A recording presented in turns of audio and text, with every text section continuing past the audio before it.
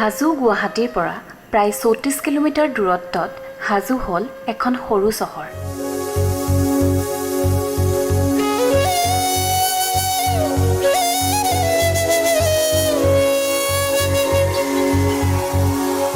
হাজো অসমৰ মানচিত্ৰত সমন্বয়, আধ্যাত্মিক আৰু ঐতিহাসিক সমলেৰে ভৰি থকা চহৰ। তাত তিলমানো সন্ত্ৰাস নাই।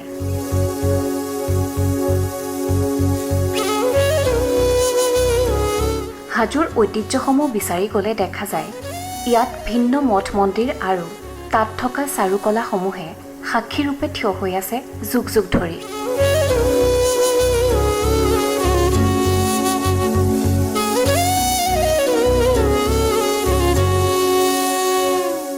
প্ৰিয় দৰ্শক, হিন্দু, বৌদ্ধ আৰু ইছলাম ধৰ্মৰ পবিত্ৰ তীৰ্থস্থান ঐতিহাসিক হাজো চহৰৰ পৰা আপোনালোক সকলোকে স্বাগতম জনাইছোঁ। আজি আমি হাজোত থকা ইতিহাস প্ৰসিদ্ধ স্থানসমূহৰ লগতে মঠ মন্দিৰ আদিৰ সৈতে আপোনালোকক পৰিচয় কৰাই দিম। গতিকে বলক হাজোৰ ইতিহাস জানিবৰ বাবে আমি সেই ঐতিহাসিক স্থানসমূহলৈ যাত্ৰা আৰম্ভ কৰোঁ। আহক।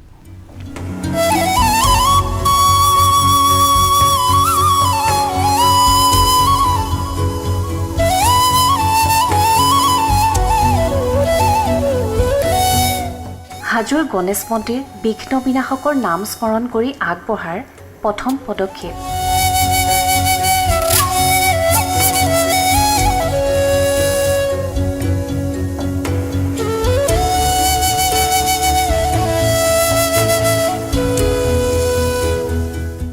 প্ৰিয় দৰ্শক, মই বৰ্তমান উপস্থিত হৈছোহি ঐতিহ্যমণ্ডিত হাজো চহৰৰ এক ইতিহাস প্ৰসিদ্ধ স্থান শ্ৰী শ্ৰী গণেশ মন্দিৰত। এই মন্দিৰটি ১৭৪৪ চনত আহোম ৰজা প্ৰমত্ত সিংহৰ ৰাজত্বকালত নিৰ্মাণ কৰা হৈছিল। এই মন্দিৰটি আন এক নাম হ'ল দেৱভৱন। এই মন্দিৰটি আমি এতিয়া পৰিদৰ্শন কৰোঁ, লগতে ইয়াৰ ইতিহাস সম্পৰ্কে জানিবলৈ চেষ্টা কৰোঁচোন। আহক।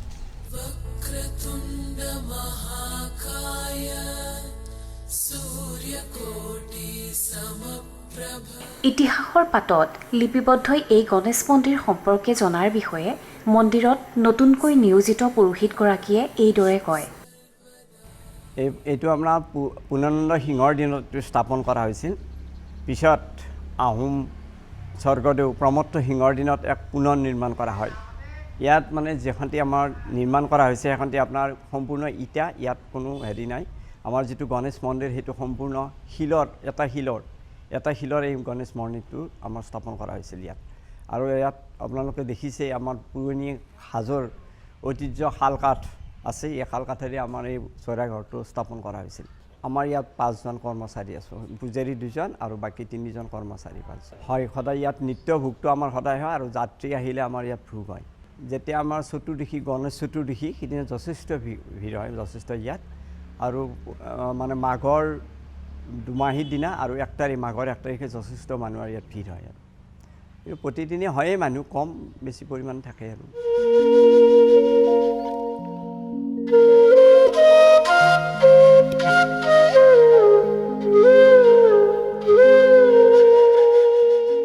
পুৰণি শিলত কটা গণেশ মূৰ্তিটোৱে ঐতিহ্যৰ এক প্ৰমাণিত দলিল ৰূপে পৰিচিত হৈ আহিছে।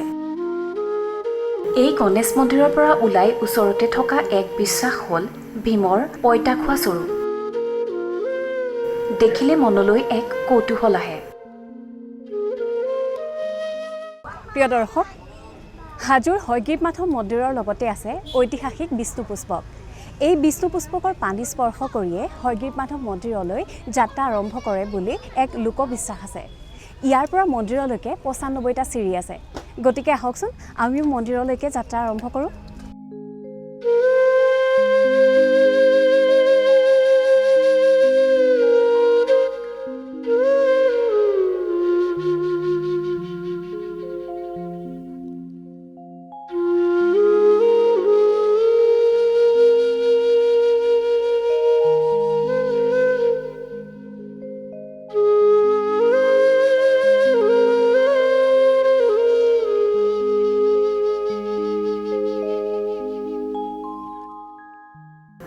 হাজোৰ হয়গ্ৰীৱ মাধৱ মন্দিৰ হ'ল ইতিহাস প্ৰসিদ্ধ ঐতিহ্যৰ অন্যতম সাক্ষী।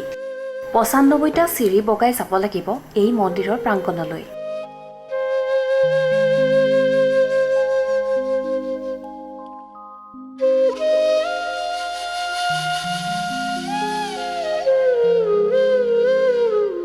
অগণন ভক্তৰ সমাগম, পৌৰাণিক মন্দিৰৰ নিৰ্মাণ সামগ্ৰী, দেৱালয়ত কটা শিল্পকলাৰ চৌহদৰ ভিতৰত থকা যি আধ্যাত্মিক পৰিৱেশে মানুহক আকৰ্ষণ কৰি তোলে।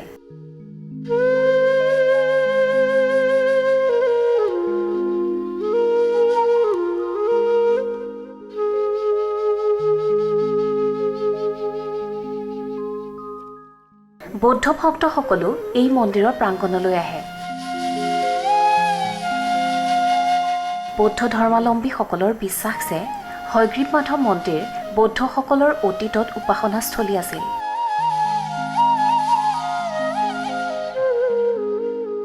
বহু কাহিনী উপকাহিনী এই মন্দিৰৰ বিষয়ে আলোচনা হয় যদিও এটা কথা সত্য যে ই পৌৰাণিক আৰু ঐতিহাসিক সমলেৰে ভৰপূৰ এক জীৱন্ত সাক্ষী।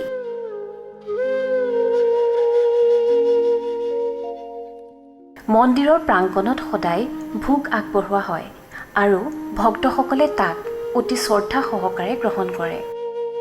পৰম্পৰাগত সনাতন ধৰ্ম অনুসাৰে উৎসৱ পাৰ্বণসমূহ পালন কৰে উৎসাহ আৰু উদ্দীপনাৰে। হয়গ্ৰীৱ মাধৱ মন্দিৰ পৰ্যটকৰ বাবেও আকৰ্ষণৰ স্থলী, তাত সন্দেহ নাই। মুঠৰ ওপৰত হাজোত স্থাপিত এই মন্দিৰে ৰাজ্য তথা দেশৰ বাবে আপুৰুগীয়া সম্পদ।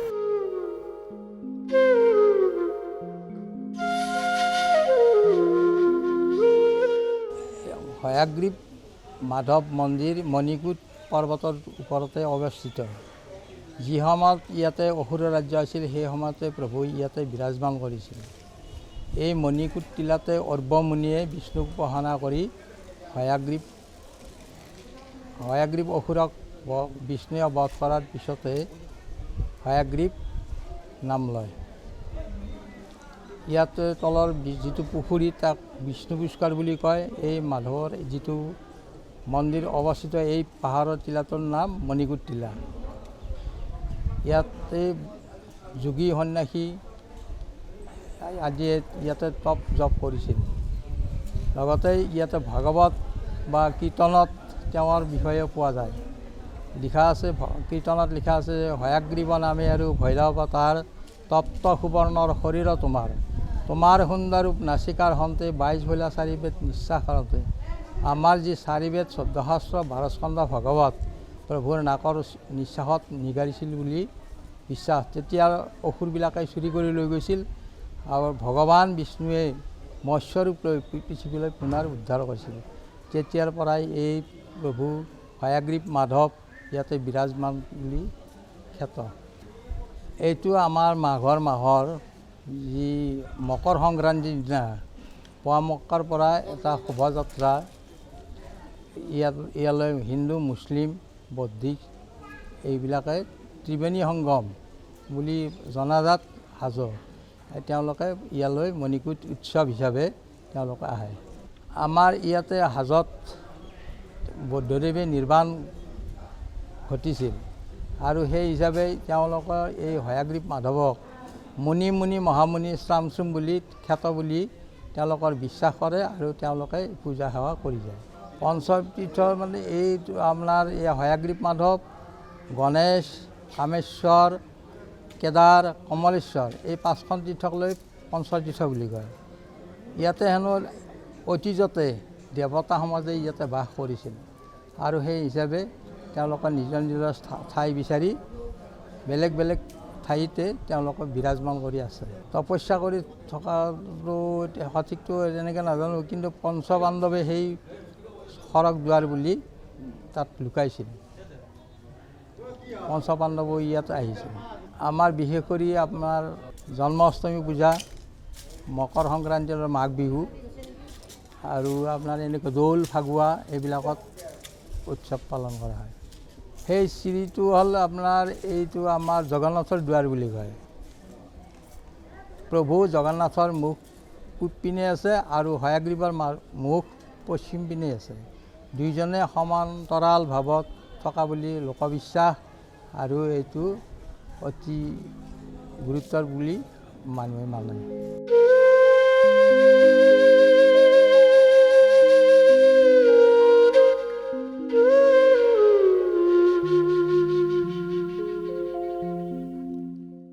হাজোৰ গৌৰাচল পাহাৰত অৱস্থিত ইছলাম ধৰ্মী লোকসকলৰ এক পবিত্ৰ স্থান পুৱামক্কাত মই বৰ্তমান উপস্থিত আছোঁ।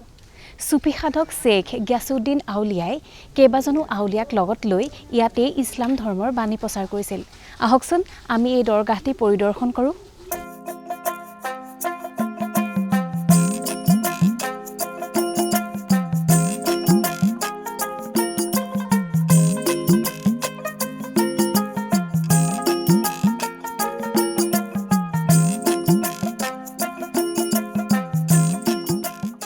পুৱামক্কা ইছলাম ধৰ্মী লোকসকলৰ পবিত্ৰ স্থান। ঐতিহাসিক এই দৰগাহটোৰ চিত্ৰকলা তথা ৰং ৰূপে এক অনাবিল শান্তি মনলৈ আনে।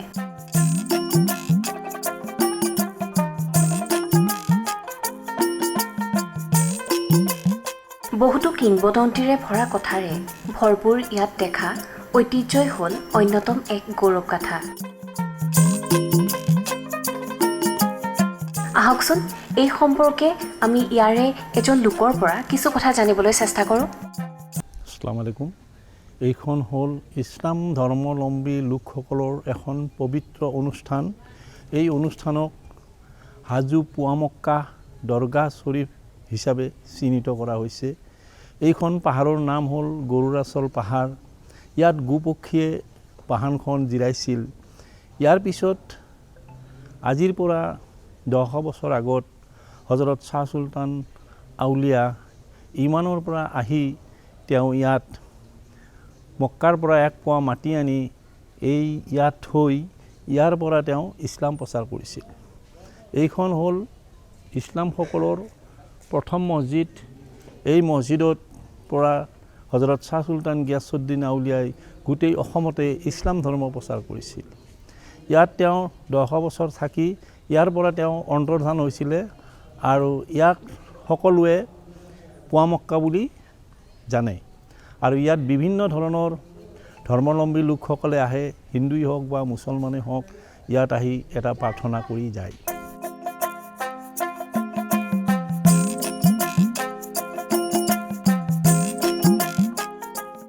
এই হাজো এই পুৱামক্কা দৰগাহ শ্বৰীফ, হয়গ্ৰী মাধৱ, কেদাৰনাথ মন্দিৰ মানে এটা আমাৰ সুন্দৰ মানে মিলাপ্ৰীতি আছে।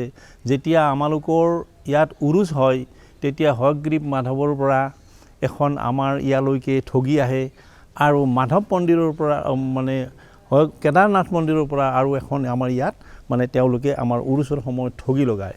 আৰু যেতিয়া মাধৱ মন্দিৰত মানে মাঘী পূৰ্ণিমা হয় তেতিয়া আমাৰ ইয়াৰ পৰাও যায় তাতে এটা মানে ভোগ লগায়। আৰু ইয়াত মাঘৰ মাহত আমাৰ মানে হয়গ্ৰীৱ মাধৱ মন্দিৰত বুলবুলি যুঁজ হয় আৰু মাধৱ মন্দিৰত এটা সমন্বয়ী যাত্ৰা আৰম্ভ হয়, যিটো যাত্ৰাত নেকি আমাৰ হিন্দু মুছলমান সকলো ভাই বন্ধুসকলে একেলগে মানে যাত্ৰাটোত মানে আৰম্ভ কৰে। আৰু তাৰপিছত হয়গ্ৰীৱ মাধৱৰ এখন ধুনীয়া সভা আৰম্ভ হয়।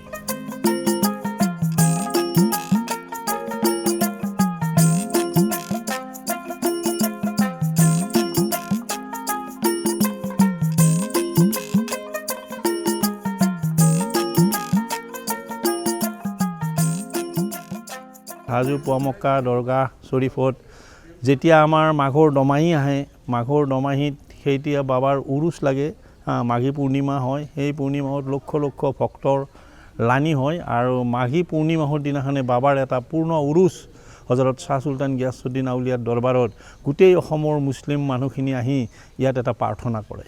বাবাৰ দৰবাৰত অৰ্থাৎ হজৰত শ্বাহ চুলতান গিয়াছুদ্দিন আউলিয়াৰ ওচৰত যোনে যি নিয়াত লৈ আহে তেওঁলোকৰ সকলো নিয়াত বা মনৰ কামনা পূৰা হয়।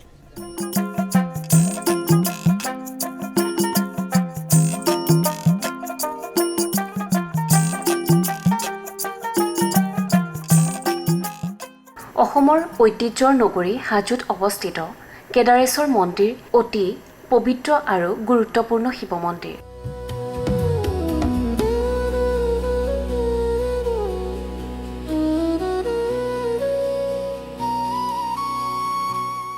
ই মদানাচল পাহাৰৰ ওপৰত অৱস্থিত, য'ত গৈ ব্ৰহ্মপুত্ৰ নদীৰ মনোমোহা দৃশ্য দেখা যায়। এই মন্দিৰভাগ অসমৰ প্ৰধান তীৰ্থস্থানসমূহৰ ভিতৰত এখন, য'ত অসংখ্য ভক্ত আৰু পৰ্যটক প্ৰতি বছৰে আহে।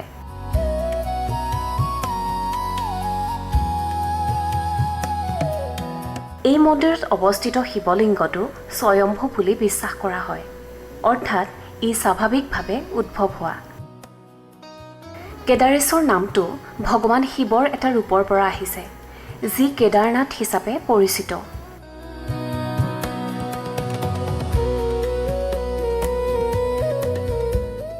স্থানীয় কাহিনী আৰু পুৰাণ অনুসাৰে এই মন্দিৰভাগ অতি প্ৰাচীন আৰু ধৰ্মীয় গুৰুত্বপূৰ্ণ স্থান।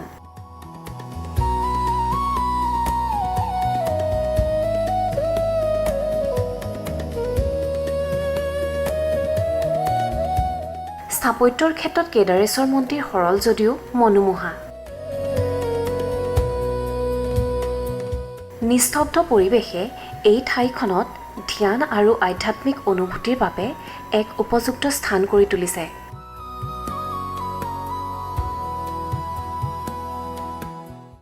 এই মন্দিৰটো এইটো কেদাৰ মন্দিৰ, শিৱ মন্দিৰ। এই পাহাৰখনৰ নাম হ'ল মদনাচল পাহাৰ। মদন মানে হ'ল শিৱ, অচল মানে ভাগৰি পৰা। যেতিয়া পাৰ্বতী সতী গৈছিল, সতী যোৱাত মহাদেৱে তেওঁ কান্ধত লৈ ত্ৰিভুৱন ঘূৰি ফুৰিছিল। ঘূৰি ঘূৰি এই জেগাত বাবা ভাগৰি পৰিছিল, ইয়াত জিৰণি লৈছিল।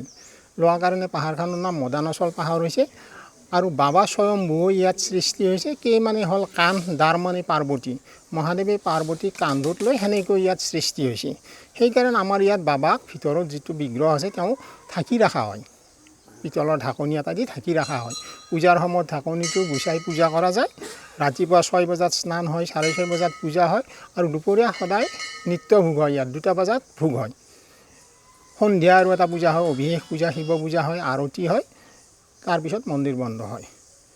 ইয়াত সদায় পূজা হয়, ভোগ হয়।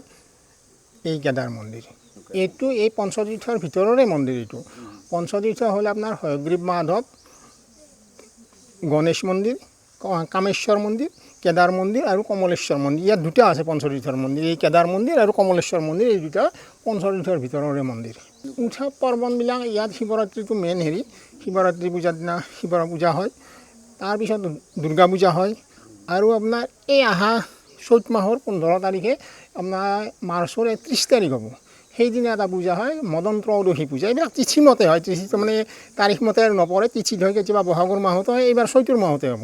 সেইদিনা মদন পূজা এটা, মদন ত্ৰয়োদশী তিথি, সেই তিথিটোত আপোনাৰ ৰাতি শিৱৰাত্ৰিৰ নিচিনা পূজা হয়, ভোগ হয়। উৎসৱ পাৰ্বণৰ সমাগমটো শিৱৰাত্ৰিৰ দিনা অলপ মানুহ হয়। বাকী দুৰ্গা পূজাটো প্ৰত্যেক হেৰিতে গাঁৱে ভূঞে পূজা হয়। দুৰ্গা পূজাত সিমান হেৰি নহয়, আৰু আমাৰ ইয়াত জাক জমকতা নাই, পূজা সেৱাখিনিয়ে হয়, কোনো ধৰণৰ আৰু বেলেগ হেৰি নাথাকে ইয়াত। আমাৰ এই মন্দিৰৰ লগতে পুখুৰী এটা আছে, সেইটো শিৱকুণ্ড বুলি কয়। সেই পুখুৰীত হাত ভৰি বা গা পা ধুই মন্দিৰ দৰ্শন কৰিব লাগে।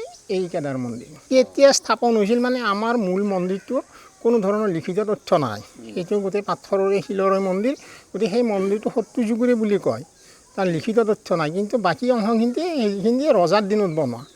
এখন শিলালিপি আছে, আহোম ৰজা ৰাজেশ্বৰ সিংহ, ৰুদ্ৰেশ্বৰ সিংহই 1751 খ্ৰীষ্টাব্দৰ পৰা 69 খ্ৰীষ্টাব্দত বনাইছিল। সেই শিলালিপি এখন আছে।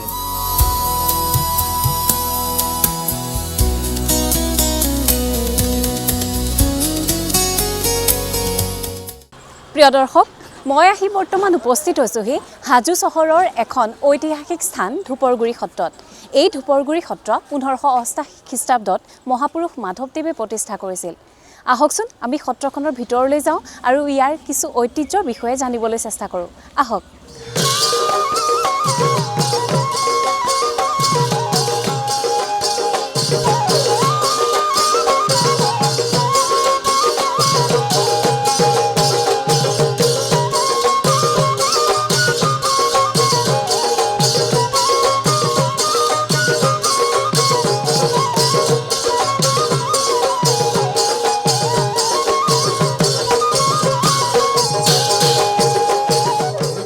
অসমীয়া সমাজ জীৱনৰ মহাপুৰুষ শংকৰদেৱ আৰু তেওঁৰ প্ৰিয় শিষ্য মহাপুৰুষ মাধৱদেৱ হ'ল চিৰ পৰিচিত আৰু চিৰনমস্য। গুৰু দুজনক বাদ দি অসমীয়া জাতীয় জীৱন অৰ্থহীন হৈ পৰে, ই সৰ্বজন বিদিত। হাজোত মহাপুৰুষ দুজনৰ এক জ্বলন্ত সাক্ষী হ'ল ধূপৰগুৰি সত্ৰ। মহাপুৰুষ মাধৱদেৱৰ নিৰ্দেশত লক্ষীকান্ত আটায়ে 1588 খ্ৰীষ্টাব্দত স্থাপন কৰে এই ধূপৰগুৰি সত্ৰৰ।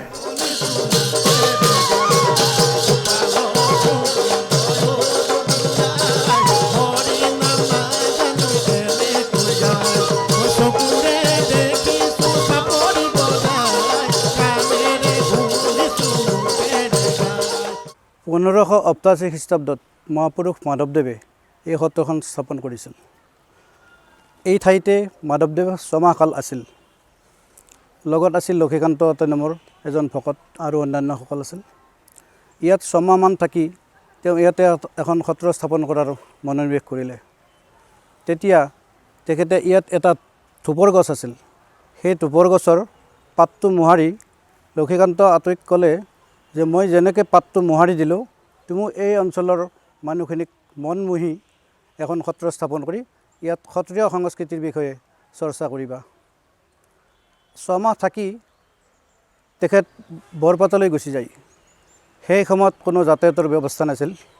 তেতিয়া নাৱেৰে তেখেতে অহা যোৱা কৰিছিল আৰু ইয়াৰ পৰা গৈ তেওঁক নাৱত তুলি দি আহে।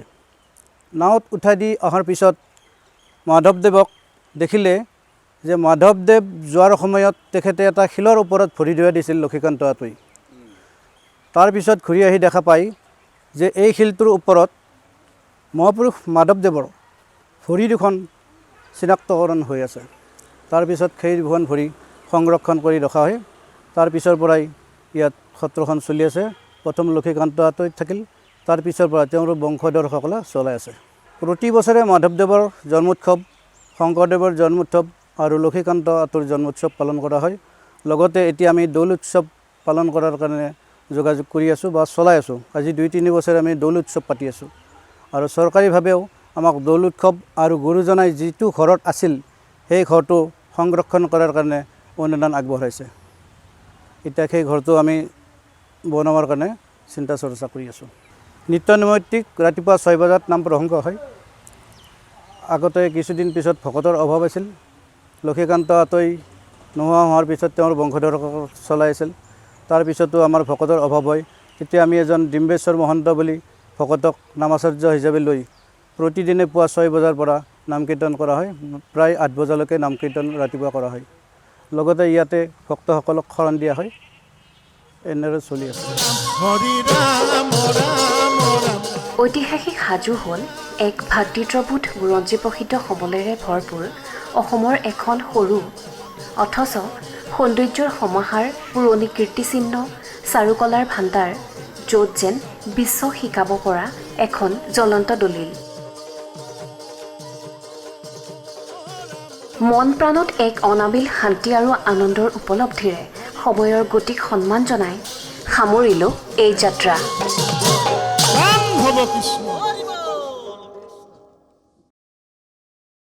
প্ৰিয় দৰ্শক, গৌৰৱময় ঐতিহ্যৰ এইবাৰৰ খণ্ডটিত আমি হাজো চহৰত থকা ঐতিহাসিক স্থান, প্ৰত্নতাত্ত্বিক সমল আদিৰ সৈতে আপোনালোকক পৰিচয় কৰোৱাই দিলোঁ। পৰৱৰ্তী খণ্ডত অসমৰ আন এখন ঠাইৰ গৌৰৱময় ঐতিহ্যৰ সৈতে লগ পোৱাৰ প্ৰতিশ্ৰুতিৰে আজিলৈ বিদায় মাগিছোঁ। ধন্যবাদ।